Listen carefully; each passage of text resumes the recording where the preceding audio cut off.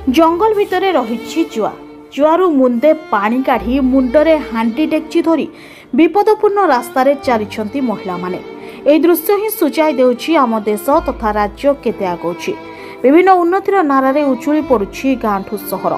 मौलिक सुविधारू जेपरी कौनसी लोके वंचित न रहती सेथिपाई लागि पड़िछन्ति उभय केंद्र और राज्य सरकार। हेले आपण देखुथिबा एही अभावनीय दृश्य होछि आम सरकारी व्यवस्थार एक झलक। देवगढ़ जिला बारकोट ब्लॉक जयपिछुड़ा गाँव में रहुचंती 15 ऊर्ध्व परिवार। मात्र पीवा पानी पाई एबे डहल विकल होउछंती गाँवर लोक माने।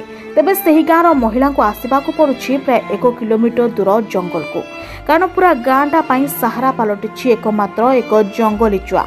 वर्षा शीत हेउ कि मुंड फटा खरा पीवा पानी पाई सते एमानकु केते संघर्ष करबाकू पड़ुछि आपनकु हृदबोध करथिबे निश्चित।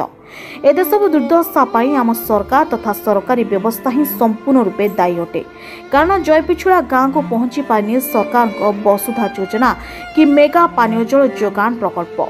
दीर्घ दिन धरी पीवा पानी पाई बीडीओ ठारू जिलापाल पर्यंत बारंबार अभियोग करथिले भी मिलिछि केवल प्रतिश्रुति, किंतु समाधान होई पारिनी। एवं निर्वाचन हावा चली बेले दीर्घ दिनर एही मौलिक सुविधा पाई ग्रामवासी भोट बर्जन करेंगे बोली धमक देइछन्ति।